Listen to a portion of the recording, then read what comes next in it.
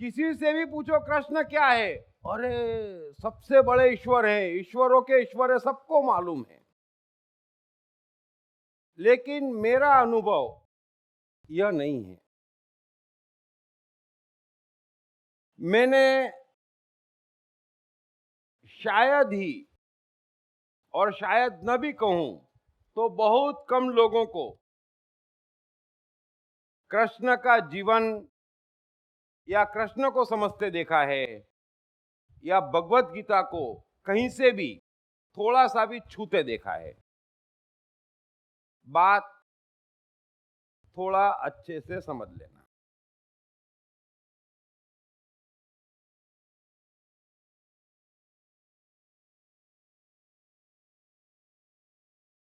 कृष्ण का जीवन बहुत कम लोग जानते हैं। सबको अनुभव है कि रामायण की, राम के जीवन की, या अन्य कई जीवनों की कोई भी बात हो बच्चा बच्चा जानता है, लेकिन कृष्ण के जीवन की सारी बातों का 1% जानने वाले भी मैंने बहुत कम लोग देखे हैं। कोई चर्चा ही नहीं है। महाभारत की चर्चा है, महाभारत सबने देखी है, लेकिन कृष्ण की लाइफ किसी ने टच नहीं करी है।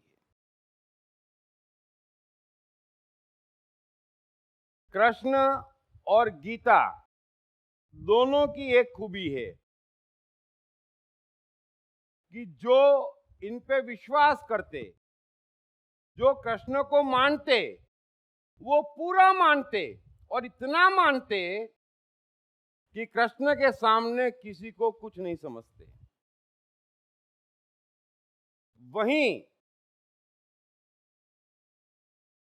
कई ऐसे लोग हैं, और अनेक लोग हैं, जो कृष्ण पर विश्वास करते तो वे भी सारी सीमाएं पार कर जाते। कृष्ण को अहंकारी कहने वाले काफी लोग हैं। कृष्ण पे उंगली उठाने वालों से संसार भरा पड़ा है। सो भगवत गीता और कृष्ण भारत में एक ऐसा नाम है कि छोटे से छोटा बच्चा भी इन दोनों के बाबत जानता है।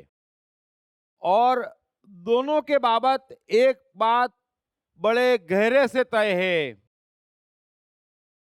कि जो भगवत गीता और कृष्ण में मानते वो पूरा मानते, और जो नहीं मानते वो बिल्कुल नहीं मानते। जो मानते वे भी सारी सीमाएं क्रॉस कर जाते, और जो नहीं मानते वे भी सारी सीमाएं क्रॉस कर जाते हैं। यहां तक कि जैन शास्त्रों के हरिवंश पुराण के 63 अध्याय में श्लोक नंबर 49 से 59 में कृष्ण को नरक में भेज दिया है उनके कर्मों के कारण, और आज भी वे नरक में सड़ रहे हैं। खैर, ये उनका अज्ञान वो जाने, लेकिन कितनी ही बार विश्व में चर्चा होती कि भगवत गीता पे बैन लगाया जाए, ये अच्छे खासे सीधे साधे अर्जुन को युद्ध के लिए उकसाती। कृष्ण एक अच्छी बात कर रहे एक सज्जन पुरुष को मरने और मारने के लिए उकसा रहे हैं।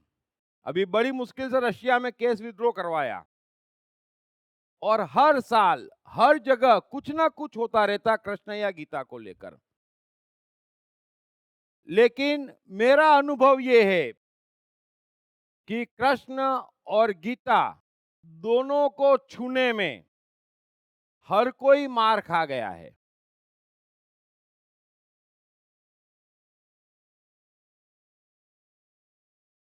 इसमें कहीं कोई डाउट नहीं है कि गीता भी पूरी की पूरी सटीक है, और कोई डाउट नहीं है कि कृष्ण से ज्यादा इंटेलिजेंट और टैलेंटेड व्यक्ति मनुष्य जाति के इतिहास में कभी कोई पैदा हुआ है।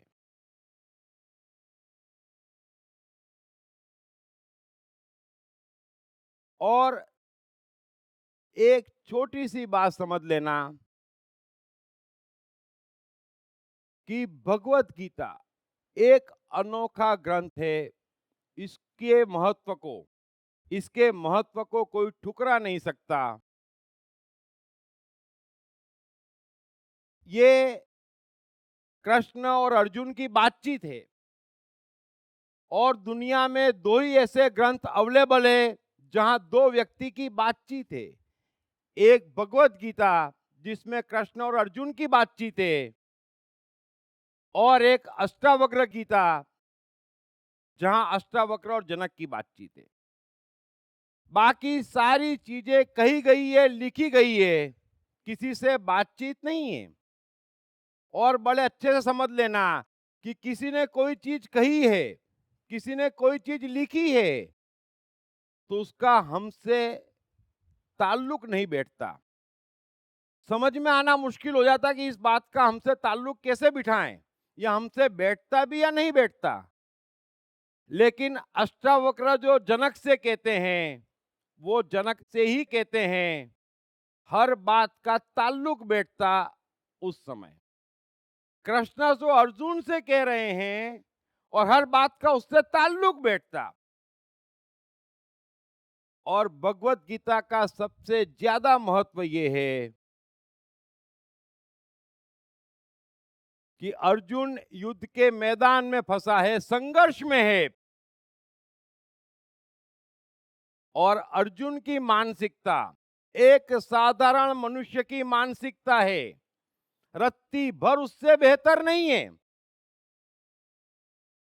इसलिए अर्जुन हमारा स्वरूप बन के कृष्ण के सामने खड़ा है,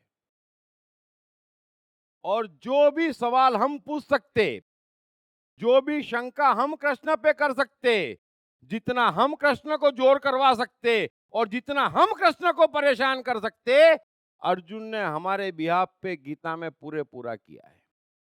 हमारी कमी उसने कहीं खलने नहीं दी है। My Life in My Words, Krishna, a research-based story of Krishna's entire life. I am the mind, the master key to achieve anything you want. Deep Talks Bhagavad Gita by Deep Trivedi. 18 chapters of wisdom by the renowned author Deep Trivedi. Available on atmanishwar.com and all other leading bookstores and e-commerce sites.